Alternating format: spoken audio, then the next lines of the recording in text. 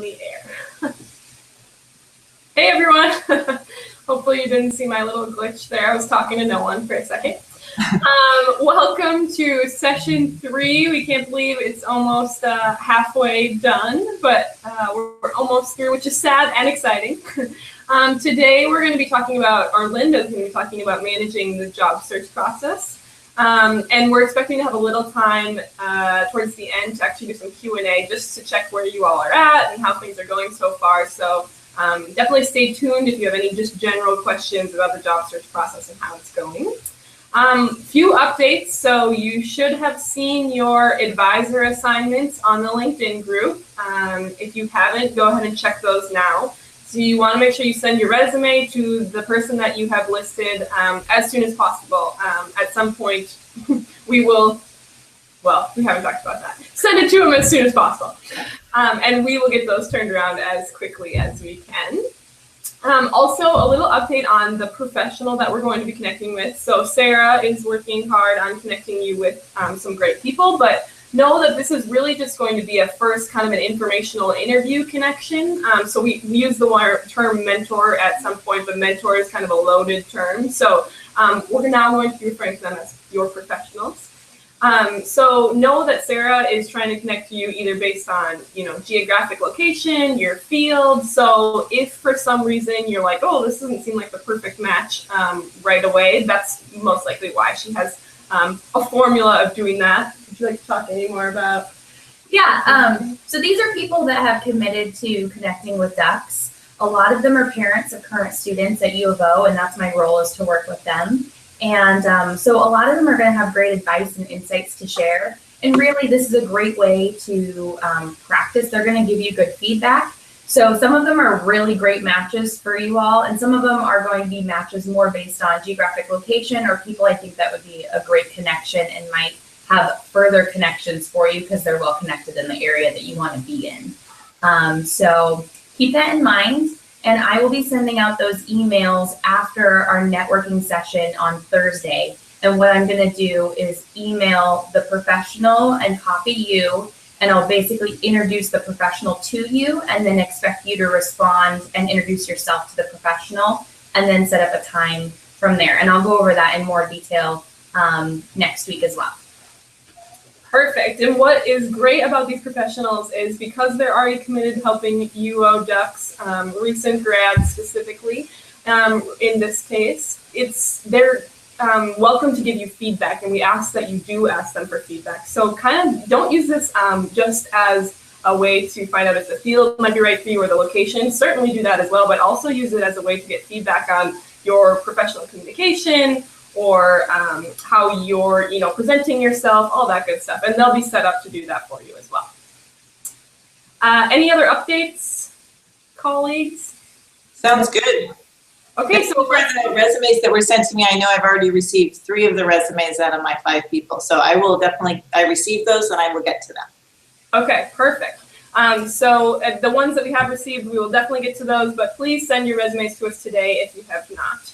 We are going to have Q&A. We have Q&A going. Yeah, we have Q&A going again today. So just like we did last time, feel free to send in your questions anytime that you have them, and we'll get to them towards the end of the session. So Linda, over to you. All right, thank you. Well, now I'm on. We're going to talk about managing the job search process. Like I said before, there's no right or wrong way to do this. But I want to give you some guidelines because sometimes this process can feel overwhelming. We're trying to break it down into these 6 sessions. And by doing this in the midway point, some of these things we've already started working on, and some of these things I'm going to talk about we will be discussing in future sessions. But know that these are guidelines. There is not a right or a wrong way to do it. I also recognize that many of you are juggling existing jobs. Maybe they were jobs you had in college. Maybe you have a short-term internship.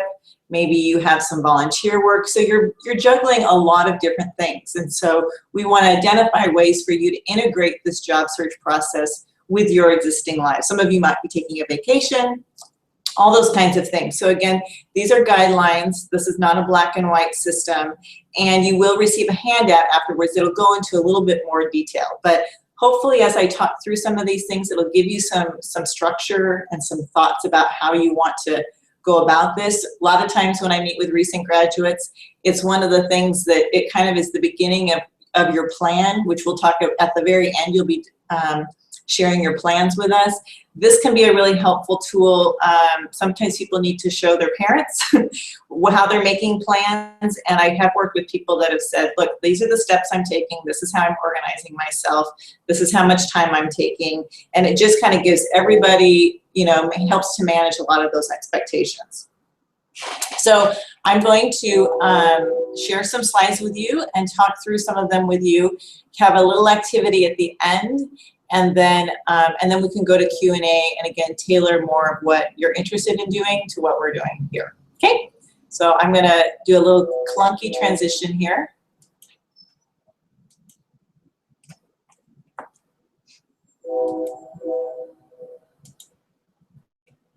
Hope that looks good.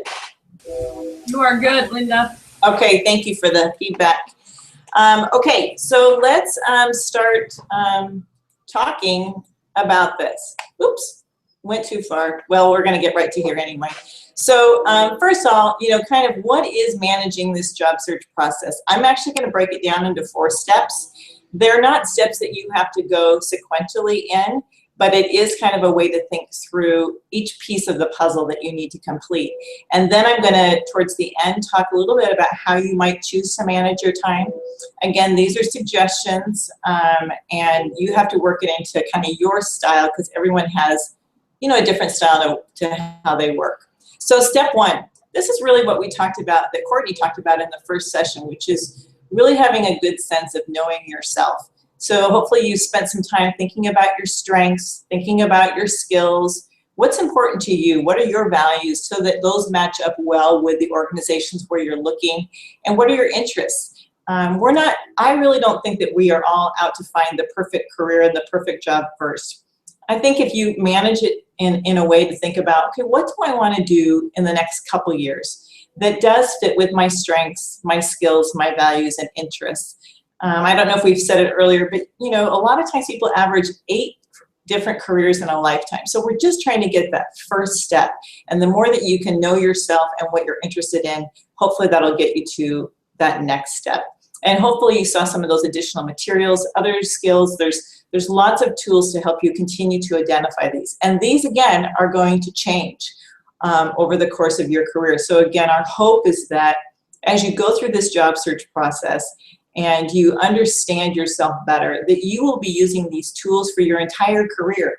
You're so smart and fortunate to be focused on doing this right now, and you should all give yourselves a pat on the back for that, because what you're going through in these 3 weeks really will give you the tools and resources to move you forward throughout your career.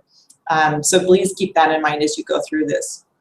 Another thing to start looking at is what job titles and fields of interest sound interesting to you. You can do that by just looking. You don't have to apply to things, but just looking at different job titles, looking at things on Indeed, just spending some time, you know, what sounds interesting to me? What titles make sense? Where do they say, you know, I have the right level of experience? One of the questions I get a lot of is, should I even be looking at jobs if I don't have all of the qualifications? I typically recommend that if you qualify for 75% of what you're reading, give it a shot, because there's plenty of people that are applying that have maybe 25%, and nobody can meet those job descriptions perfectly. So give that a shot. And then there's not just one path for you. Many times when I sit down one-on-one with people, they feel like they're very scattered, and yet if I kind of ask them a lot of probing questions, you can typically break it down to 2 or 3 different paths. So think about what those different paths might be, and that will help you manage your expectations and manage your process without feeling like you're applying to a lot of things. So whether that's a specific industry that you're focused on, or utilizing a specific, you know, set of skills. Focus on just keeping it to about 2 or 3, and then you won't feel, hopefully, as overwhelmed. So once you start to feel like, okay, I'm having a better sense of what direction I should go, I have a sense of maybe some jobs to look at, some different careers and organizations, this is when you really get to start to do some of your research, the step 2. And I like to really focus on reversing the search process. A lot of times people initially start by just looking online for jobs. I like the reverse of that. So focus on what organizations and companies are of interest to me. What career fields are of interest to me. And by doing that, there's lots of ways to discover that research, and we'll talk about that. But it's much better to create that kind of a list. So maybe you're reading your local daily newspaper. Most regions have a business journal. Start to get a sense of what organizations sound interesting. As you start to probe on your LinkedIn and join different groups, you might see where different companies are represented. But I recommend, again, I'm here to try to help you keep this very manageable, maybe 3 geographic areas. And I think most of you have indicated that in the LinkedIn profile, that either you're right around there. So a lot of you have already accomplished that, whether it's Seattle, Portland, San Francisco. But that will help, again, keep your focus more narrow and not feeling like, again, you're applying to the world. And then I usually recommend starting with 10 potential employers. For some of you, you may want to have it be 30, but 10 at a minimum, so that becomes your focus and where you want to put most of your energy. And there's lots of ways, again, to go through some of that research and those opportunities. But again, 3 geographic areas, 10 potential employers, after you've done some research on different organizations, nonprofits, companies in your area or the areas that you're looking in. And again, a variety of entry-level fields. And again, keep that scope small, around 2 to 3 as well. And that, again, will help to keep you manageable. So spend time doing that. So what are your resources and how do you actually prepare for that? So many of you are probably familiar with Duck Connect. That's the Career Center's website. You'll find lots of resources on there. One of the things that I know people get so overwhelmed with is there's so many different ways to write about resumes or cover letters or whatever. If you utilize the Career Center website, we have basically gone through what we think are best practices, and you'll find a lot of resources on the website to really synthesize what you see out there if you just Google resume and see all the different variations on that. It's also a good place to look for jobs. Not all the things that you're interested in will you find on Duck Connect, but again, it's a resource. You can keep your pulse on it. It's something to focus on. Other websites that people like are Indeed.com. You can do some great search functions within Indeed.com that people really like, and also Simply Hired. So you might, again, I don't want to give you too many because I'm here to talk about managing the job search process and managing your time. So I think it's better to keep these few and have them robust. And then I think you'll appreciate them much more. Social media is also a really great tool, whether it's Twitter, Facebook, or LinkedIn. There's great, you can follow organizations, you can follow nonprofits. There's also, a lot of times I work with people that want inspiration on a daily basis to keep them motivated, to keep them going through this process. Some ones that I really like are the Daily Muse. They have great resources that I really appreciate and I value and I look to keep myself current. There's also something called Career Realism. I follow them on LinkedIn. You can follow them on Twitter as well. And again, great articles on prepping you before an interview, insight on resumes and cover letters. Really helpful tool, and they're very prolific out there, so you can find a lot of content. On LinkedIn, I follow certain influencers, and as you connect with people on LinkedIn, you might want to see there's a category called influencers. Who are they following? Who are they inspired by? I just posted something to the LinkedIn group today. It's a little ahead of the interviewing, but it was all these top executives and some of these interesting questions that they ask candidates to really get a sense of them. And a lot of those people I noticed who ask interesting questions are people that I actually follow on LinkedIn. And then for the women in the group, I really like Levo League. It's Levo League. Again, great source of inspiration of fantastic young women making great strides that relate to your career. So social media can be a huge resource. Again, choose wisely, find out which ones fit for you, but it can really be a great motivator to keep you going through the process. Professional advisors, your career counselors, hopefully you will continue to use us. Just to reiterate, you have free services from the Career Center for a year post-graduation. You can continue to use us through your career development, but we do have to charge a small fee. But during this first year, really utilize us and run questions by us and see who else, other resources that we might be able to provide. Keep in mind, if you had close relationships with your professors, those can continue to be mentors and advisors. And one of the greatest resources are former employers, people that have supervised you, that have invested in you. I worked in the Career Center my senior year, and I stayed connected to my supervisor for many years. And as she moved up through the ranks, she was then eventually in a position to hire me for this position several years later. So you never know how those people will continue to influence you, to support you, and then possibly to even hire you. So do pay attention to who those advisors might be. They might even be friends of your parents who are in your field, or just someone that's really invested. I have a son that's in college, and he was looking in accounting, and he talked to a number of my friends who were accountants to see if that was a path that he wanted to take. So you never know where those resources might be. And fortunately, you're going to get your own professional advisor being a part of this group. So I do encourage you to utilize that opportunity and to make the most of it. Other things that are really important to prepare is a professional voicemail, email, and making sure that your social media is all nice and tidy. I can't tell you how many times I will call a voicemail box, return a call from somebody that's contacted me, and they haven't set up their voicemail box yet. So it's that automated one. Again, this goes back to what Courtney was talking about with a brand. You want to make sure that your voicemail box is set up, that it's very professional, and that you really check your voicemail. I have noticed that sometimes voicemail and email is not checked as often with millennials.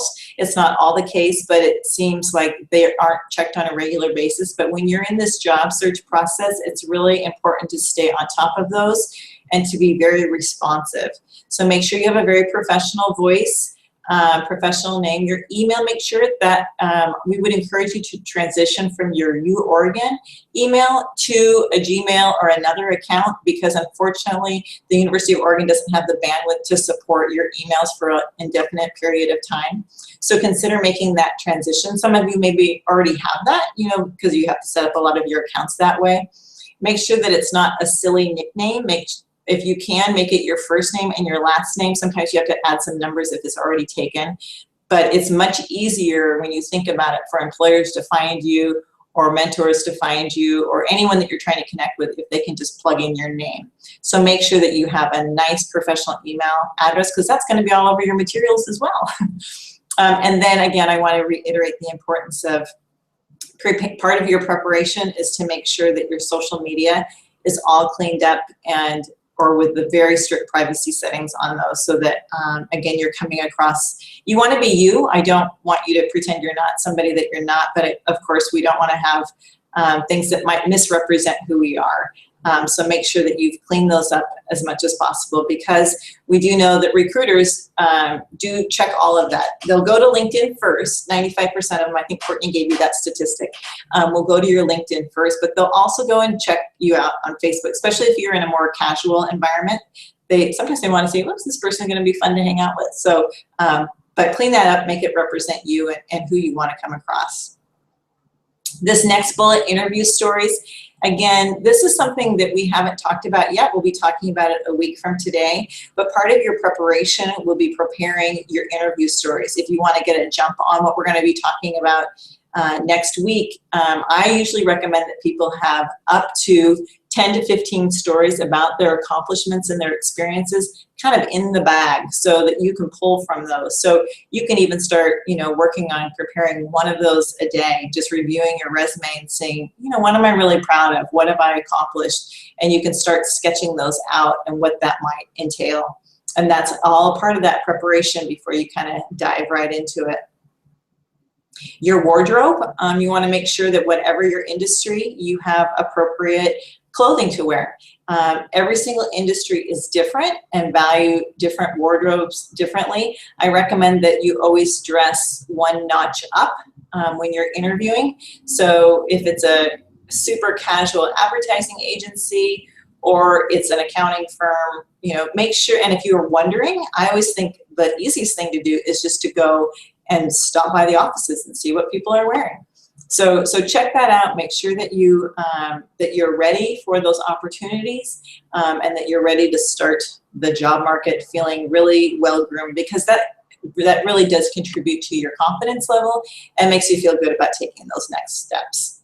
The 30-second spots. Well, we know there's always going to be opportunities where we might bump into somebody at the grocery store or at the park or at a concert.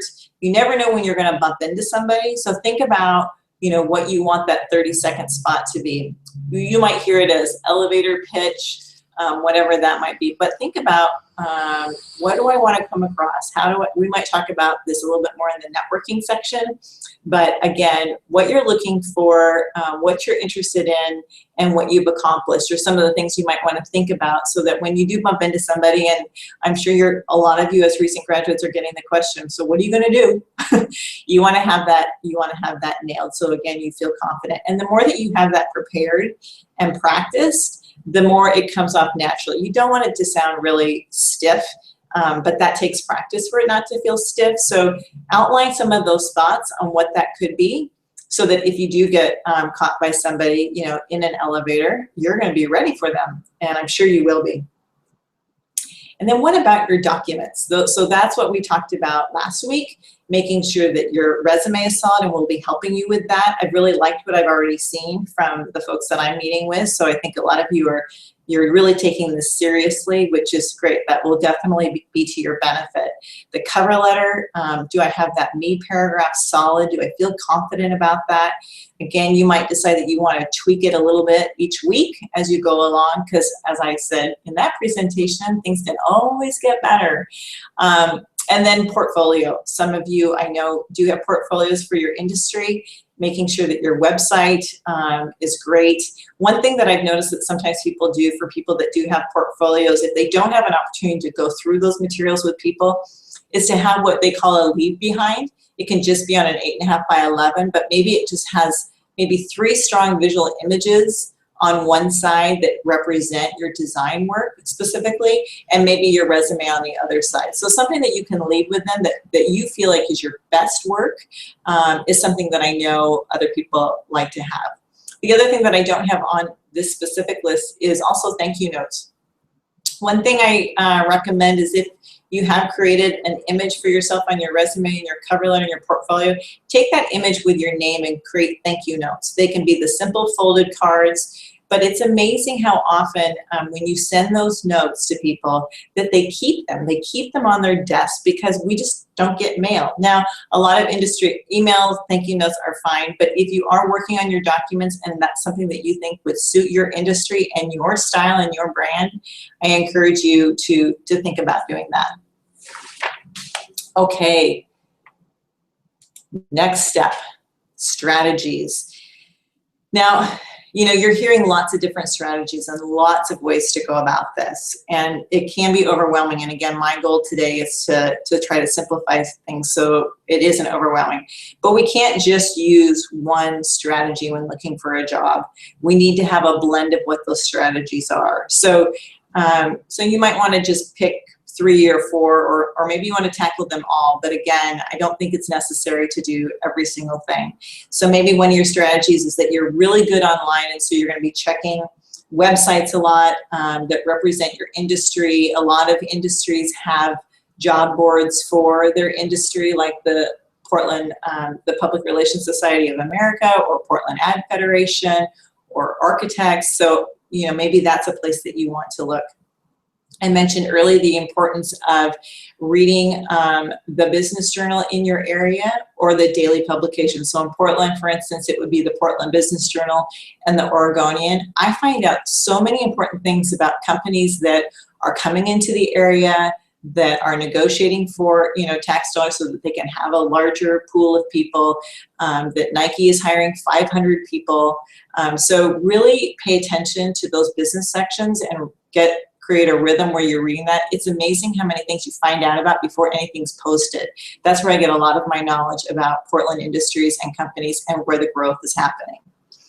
Create a networking list, whether those are friends and family, former employers, start working that list. Informational interviews is my favorite strategy. You'll learn a little bit more about that on Thursday, but if you choose to go to the Career Center website and click on the Alumni tab, I have something called Alumni Perspectives, and hopefully it will give you inspiration. I know it does me. It makes me really, happy when I read these stories. But most of these recent grads have come through this office and they have embraced the informational interview. And most of them have found jobs that they enjoy through that process. Either they find out about jobs before they're even posted, or they build connections and find out about companies that they didn't know about, or they attend events where they might meet somebody new. But informational interviews, I think it's got to be one of your #1 strategies. Identify organizations of interest. So there might be, different professional organizations that you want to engage with, either attending the networking events or just even following them online, whether it's a local chamber of commerce or it's a specific industry, whether it's technology, whatever that might be. But start to find out, are there different organizations where you can attend different events and meet with people that way. So those are just some of the strategies. So pick those that you really suit your personality best and what makes you most comfortable. We're going to talk a little bit about creating a system to track this information, because the good and the bad is that once you start this process, you're gonna be flooded with information, and it's going to be exciting, but it's going to be important to really keep track of who you've spoken with and what you discuss and if they referred you to anybody else. So a system is going to be important, and we'll talk about that in a minute. The importance of following up on all of your leads and everything you've submitted, that you have to do that. If you've submitted something, don't wait for them to get back to you. Follow up in a couple of weeks. That will be really, really key. And then if you've submitted something, follow up on those as well. So whether it's an informational interview request or you've submitted to a job, follow up is key. In fact, when I've talked to a lot of people who have done informational interviews, which you're going to have the opportunity to do with a professional, and one of the biggest complaints they say is that they never heard from that person again. They met that person and they never heard from them again. People, once they've taken that time to invest in you or to interview you, they want to keep up to date on what's going on with you. So most people come from a place of, I don't want to bug them, I don't want to offend, which is really thoughtful. But just quick notes and follow-up leads can be really helpful. Maybe you find an article that might be of interest to them and you're like, hey, I was just thinking of you. But do find a way to periodically keep your contacts up to date. They really do appreciate that. And then, as I mentioned before, the importance of thank you notes.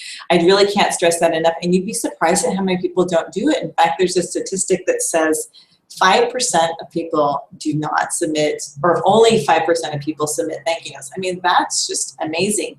And sometimes people have said to me, well, if it's just an informational interview, I don't have to send a thank you note, do I? Of course you do. They just gave you 30 minutes of their time. And again, you just have to write something simple, just, thanking them for their time, maybe a nugget that you got out of it, and the hope to stay connected in the future. So, but that step 4 is really, really critical.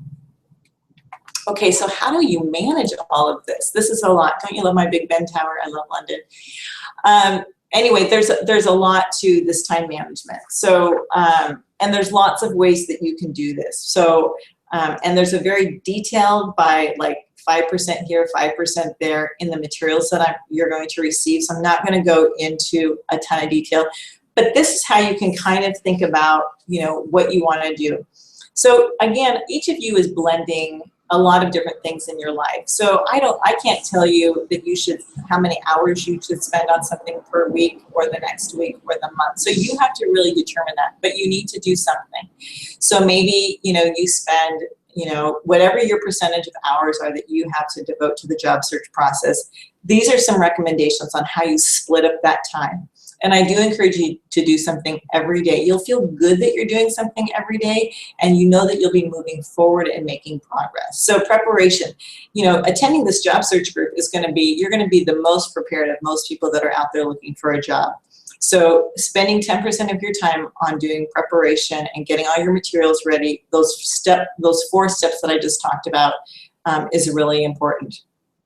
Responding to postings. So I'm not a super big fan of just replying online. I know that people do get jobs that way, but I don't think you should spend most of your time doing that. I really only recommend 5%. And I say that because there's hundreds and hundreds of people that are applying to those jobs. And unless you're networking pre and post that submission, it's just going to go in a black hole. And I can't tell you how many people sit in the chair across from me and say, I've been applying. And that's where they're putting all of their time. They're putting almost 75% in their time of just writing cover letters and posting and hearing nothing. So I really want you to be proactive, which you're showing us by being a part of this group that you are, and spend a very small percentage of your time responding to postings. And only if, again, you feel like you meet 75% of the criteria and you're feeling really good about that process. Networking is key. I think this is where you need to spend most of your time. As you can see, 50% is what I'm recommending. So this can be anything from meeting with people one-on-one to sending emails out for introduction to attending events in your industry, but this is where you're going to get most of your opportunity. And one small note on networking, we are going to talk about it on Thursday, but even if you go to a networking event, if you don't come away from that event with a couple of contacts that you're going to follow up with for an informational interview, that can kind of be wasted energy. So go with the intent of making a couple of contacts at those events for future follow-up, but that connecting one-on-one with people, even though everything is so digital now, people still want to connect with people and figure out what that fit is. So please spend most of your time on that. Follow-up, I have 30%. That's a really high number, I know, but that's where most people do, because people forget about who they've met. They forgot who came and met with me. I think they'd be a really good fit for this job.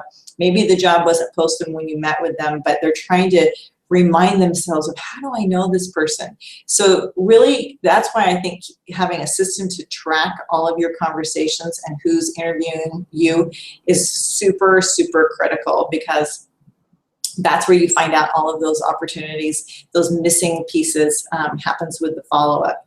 And then the most important part is your rewards. I mean, I think it's really important to think of a system where on Fridays at 5 o'clock or Saturdays or maybe it's a Monday for you, but once a week, really recognize yourself for the work that you've put into it. It's really important through this process to stay positive. And if you're not rewarding yourself, being around your friends, connecting with people, you can really get into a negative slump. And I'm here to keep you boosted up, to make you feel positive, and rewarding yourself with, maybe it's a long run, maybe it's a hike, maybe it's a beer with friends, maybe it's coffee with a sister, whatever it is, but identify what is going to make you feel like, yeah, I did that. That is really important. That will keep you boosted and feeling really good about where you're spending your time. So how do we track this? So this is, I'd like you to start taking some notes and thinking about how you might create a spreadsheet. I'm not laying it out specifically here for you because everyone is doing something different, but maybe you have a column for organizations, then the contact name, their contact information. Maybe you have them on different sheets within a larger spreadsheet, but you want to be able to track briefly maybe what you talked about. You want to know if they referred you to anybody, because one of the most important ways that you can follow up with that original contact is to go back to them and say, thank you so much for this referral to this individual.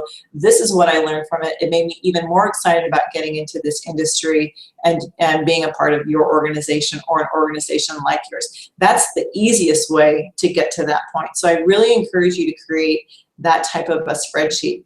Track when you talk to them. So maybe you decide when you meet with that person, they said I could follow up with them in a couple of weeks, or they said I could follow up with them, in a month. So keep track of that system of how frequently you're following up, what you're discussing, what referrals. If there are any jobs, maybe you have a different sheet that tracks the jobs that you've applied to so that you don't forget to go back and follow up. but you're going to want to track your activity. That will really help keep you organized, and a lot of people have appreciated that. Some people like to have a weekly schedule. You might decide, okay, on Mondays, I'm going to, you know, revise my resume. On Tuesday, I'm going to check out a cover letter. On Thursday, I'm going to send out 2 requests for informational interviews. On Thursday, I'm going to have one of those interviews. On Friday, I have a networking event I'm going to attend. But, you know, whatever your strategies are going to be, you might create a weekly schedule for yourself. That, again, will keep you motivated. So not only track activities, but also have a weekly schedule. I think is really helpful for people so they don't lose track of what they've done or where they've been. So I'd like you just to spend a little bit of time just outlining. You might have to tweak it a few times and see what works for you.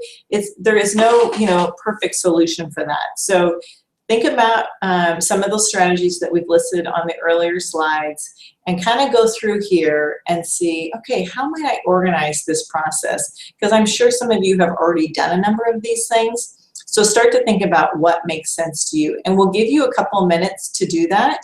And then we'll have about 20 minutes to do some Q&A. So go ahead and do that. And I'll check back with you in a couple minutes, and hopefully that'll generate some more questions for you, and we can discuss those in the second part. Thanks.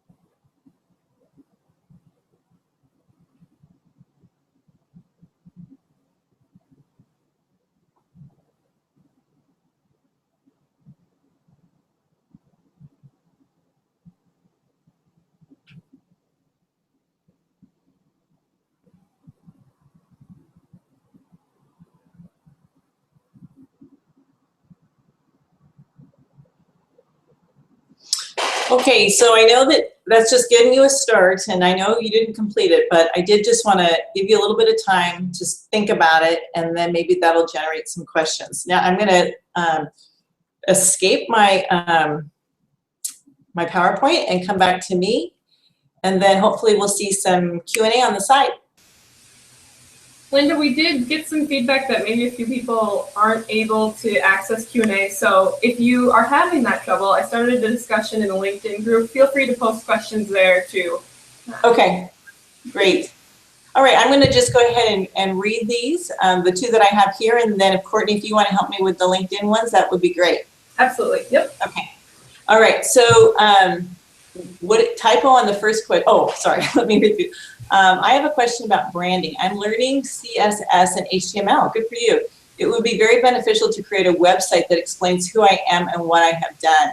Would it be link the website to the LinkedIn?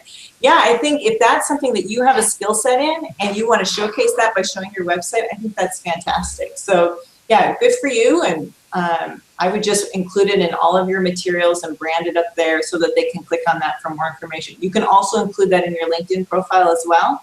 So, you know, you're kind of stuck with the LinkedIn look, but then if you want to bring that in, that's super. That's a great idea. And it demonstrates your skill set, which is even better. Do we have another question? We don't have any others right now, but just a reminder to everyone, these can be questions about anything as far as the job search process is going. So far, we just kind of wanted to do a midway check-in. You can even update us with how things are going so far. Either you've had an interview or you haven't and you're frustrated. We'd love to hear how your search is going so far. So don't be shy. I know it can be a little awkward, but remember, we're embracing the awkward. So share any questions or feelings you're having so far.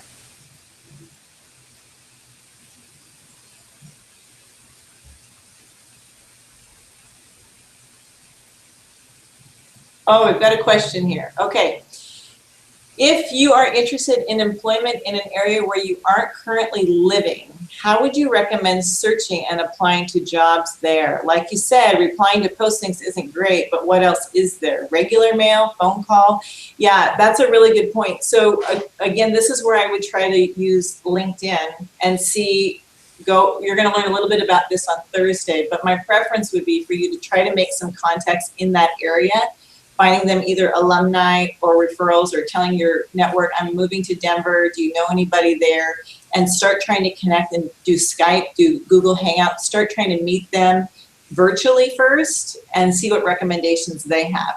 And then if you start to create a few of those initial contacts, then I recommend planning a trip if you can for like a 1 week period of time in enough far advance that you can kind of cluster those meetings. And I think then you could try to meet with them, because it is kind of the same process. And I do hear that a lot of times people will say, well, if there's someone applying for the job that's local versus someone that's far away, a lot of times that just feels easier to them. So try to start making those connections virtually first, just like a regular informational interview, but do it in those markets. And again, the great thing is the U of O Alumni Association has chapters in so many major cities. Plus you can just Google, LinkedIn, and the advanced search plug in University of Oregon and the city, and you'd be amazed at how many contacts you might find. Okay, I've been experimenting with the 30-second spot or elevator pitch. It seems that when people find out I just graduated, it is easy to start the pitch. Sorry, it moved up on me. Yet it feels that other people are really uninterested. How do you determine the best time in person? So that's a good question. So I don't always think you lead with that if they're, with the pitch, because again, it's about building relationships first. But if somebody asks you, what are you doing? I would be specific about what you're doing and what you're looking for. Because if they're asking, they want to know. But I think sometimes the better way is to ask them. If you get the opportunity to ask them first, be curious about them, ask them follow-up questions, and then they'll naturally ask you. So don't be ready just to respond immediately with a 30-second pitch, only if they're really asking for that. And then they can ask for more information. Did I answer that well? Let's see. Do you have anything else to add to that, Courtney? I'm just looking. No, I'm not positive that I'm reading the question completely how you were hoping. For me, I remember when I graduated both from undergraduate and graduate school, I thought that was the easiest way to approach was, I just graduated and yada, yada, yada. And so one of my biggest fears has been job searching after that kind of graduation point, and having to actually come up with, again, what my my memorable pieces, or what differentiates me beyond that graduation piece. So I think if I'm reading your question correctly, you're saying that it seems easy to start it with I just graduated, but some people don't seem very interested in that. Is that? Feel free to clarify, Beth, if that's what you're. That's a good point, Courtney, because that is a piece of feedback that I do give to people is, unless I was assuming that maybe they knew you just graduated, so they were saying, so now what are you doing? Mm-hmm. But if, so I always recommend not including that, especially if you've done some projects or you've worked, you can just say what you're interested in doing. So maybe you're volunteering right now, maybe you're in the middle of the job search process, but don't always lead with I just graduated, because you're right, that can be kind of a conversation dead end. What are some examples of using social media? I've seen current employees at companies tweet that they are looking to hire for certain position. What would a good response be? Ask for more info, describe why you want the job, or what? Oh, that's great. Yeah, a lot of them are tweeting. In fact, I worked with somebody that found out about a job just they saw it on Twitter and then they applied. So yeah, so give them some love right back. And then ask how you can follow up. And then on your own, I would go and look on their website and see if something's posted so that you can respond to it right away. But yeah, give them that love right away, because usually then they'll follow up and they'll take you offline and give you more information. But yeah, you want to say, oh, I've just been doing that similar work. This is exactly what I'm looking for. I would love to talk to you more about the opportunity. You don't want to say, I want that job, because you don't really know, but you'd like to learn more and you'd like to share your qualifications, and how do we go about that? Courtney, do you have anything else to add to that? Yeah, I think great answer, Linda, and great question, Michael. I was just, I forget that I'm never turning it on me. Sorry, Linda. um, I would say that even better if, Michael, if you have a solid place to send them to, if they do happen to seem interested and want to follow up on you specifically, like either your LinkedIn profile or a website, it's not always the case that they will take the time to do that just based off your comment, but I think having a solid place to lead them so that they don't just see your comment and they're like, that's great, Michael, but we don't know anything about you other than, you know, your Twitter name or whatever your profile says on Twitter. So I would say just be ready to have concrete things that they could, if they do want to find out more information about you, that they could link to those things. Again, you don't want to seem too pushy by including that necessarily in your comment. But if they do decide to follow up on you and do some more research on their own, that they would have a good solid place to go to. Maybe you include your LinkedIn profile URL in your Twitter profile or your website URL, something like that. So there's a good place to follow up. Yeah, that's great. We have another question from Michael. Thank you for the questions. What would a proactive use of social media look like? Look up people in the industry and ask for advice. See if they have jobs, or just introduce yourself. So I always recommend that it's best not to just go, even though we all want a job, we don't really want to start that way. So I recommend sending sometimes you don't have as many in-mail messages that you'd like. So, but if you found somebody in LA that's a duck, you might just say, do an introduction and say, hey, I just saw that you're, you know, you're at NBC, and you're in LA, and I really want to be in the entertainment. I'm trying to meet people in the entertainment industry, hoping that we could have a conversation either on phone or Skype. This is my background. So you want to keep it pretty short and sweet. But again, you want to say what you're attracted to about them and what value you feel like you bring to them as well. So that I primarily would see that on LinkedIn, but you also see it a lot on Twitter. That can happen. Maybe, Courtney, do you know more about doing that on Twitter? I see it more because LinkedIn is more professional, so I see it more on that. Yeah, social media and job search is one of my favorite topics, so I'm digging these questions, Michael. I would say, we won't spend the whole time talking about this. I could do a whole host of workshops, but I would say, remember, definitely use it for connecting with people, as Linda was talking about, but also think about it as building your profile and your brand. So Twitter is a really good place for you to post about the articles you're reading, conversations you just had with people, cool things that are going on in your industry. It shows that you're really relevant. And so, of course, do the active connecting with people, but also build your brand on things like Twitter. Facebook is not as I'm sure you can imagine, is not as good for a job searching tool. What kind of the experts have said is that Facebook is a really good place for you to just put out to your network that you're job searching. So let your family and friends know, I'm looking in this region or in this field. Does anyone have any contacts? That's the best way as far as Facebook goes to start connecting with people. But Twitter and LinkedIn and Instagram, if you're in the creative world, or Pinterest, or whatever those platforms are that you want to use, are really good places to build your brand and show that you're really relevant in the industry you're going into.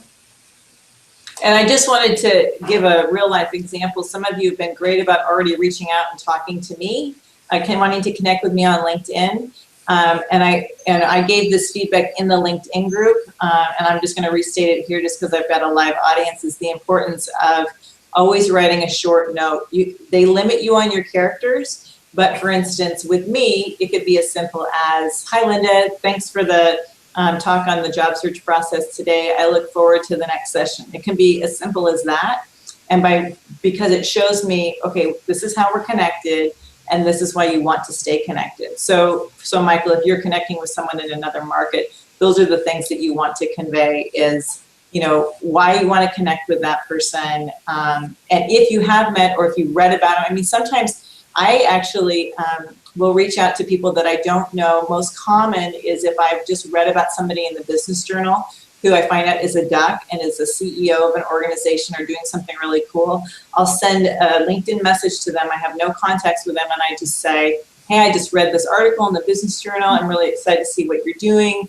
If you're ever willing to talk to recent graduates about your work, I'd love to stay connected or possibly speak on one of my panels. They almost always accept my request because I just gave them a short reason to do it. They feel loyal to Ducks.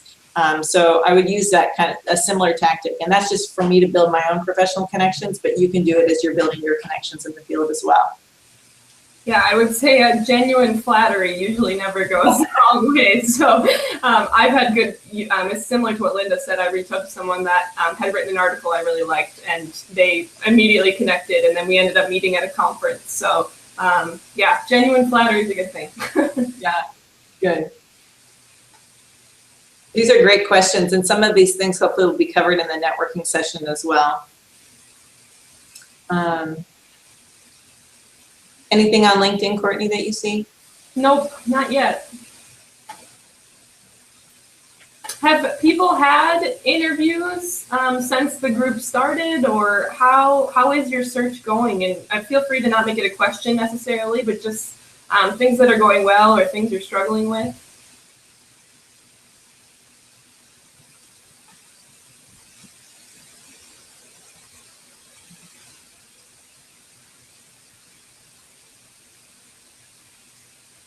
Sometimes we also forget that we do have about a 30-second delay. So if Linda and I are just staring at you, it's because you hear us all about a minute after we say it. That's right. Thanks for the thumbs up, Beth.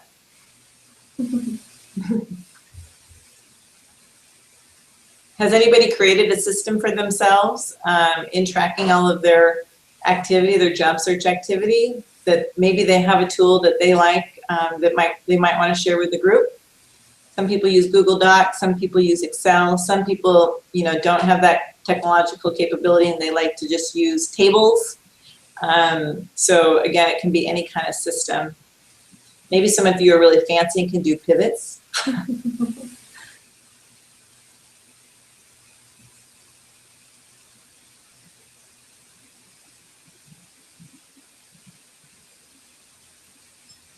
While we're waiting for questions, one thing I will just point you all to is we started a resource discussion on LinkedIn. So we're putting all of the resources. Linda and I have both referred several times that we're going to be putting additional resources after each session. And so know that is it might get kind of buried in the LinkedIn group as we go down. So I'll keep trying to move it up, but know that exists. And in the meantime, it looks like we have several comments or questions. So great. So Linda has asked, would the same type of contact and research rules apply to looking at schools since they are not companies but each individual entity? Is there a good way to connect with them? Are you, Linda, can you clarify, are you talking about graduate school?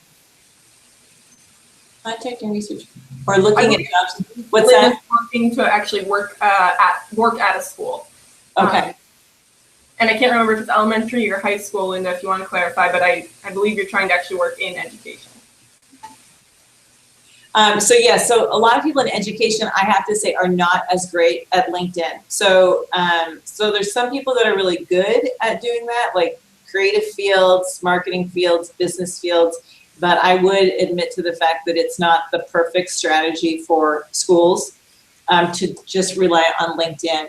But again, I know it's the same approach though. So if you can get referrals to certain districts that you're interested in to see if people might be your advocate. I worked with somebody that was trying to be a principal in Bend.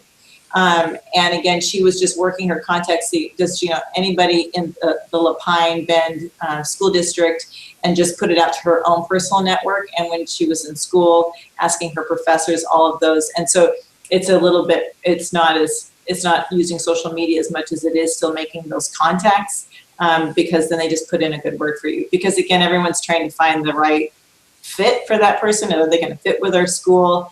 Do they have the right rapport? So those things can be important. Anything to add to that, Courtney? No, I think that's great.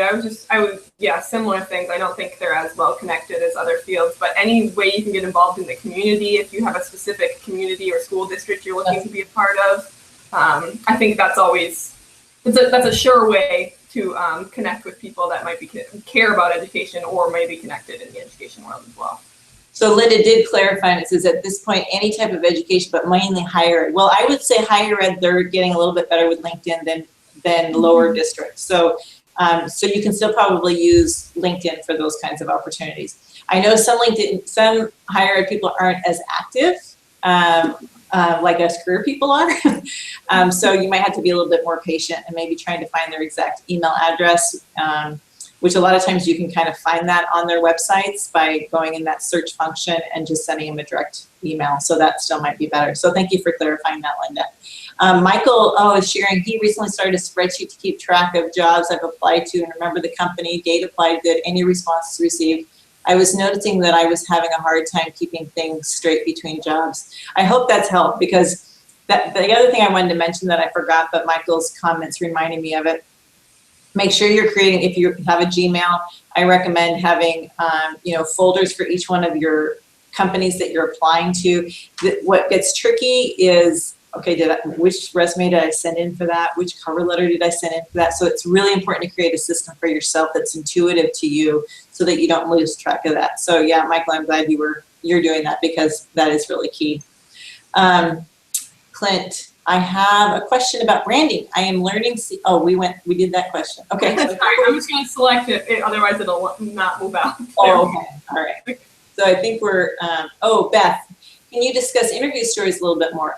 Well, we have just 4 minutes left right now, but we are gonna go in depth on that. But I will give you, as you're preparing, if you have some week to prepare, the way I like people to structure that experience is, I'm going to talk about creating a form called, you can use a method called SOAR or STAR. You've maybe heard of those different methods. I tend to lean towards the SOAR one, it doesn't matter. But the S stands for what was the situation, the O is the opportunity or the obstacle, the A is the action that you took, and the R is the result.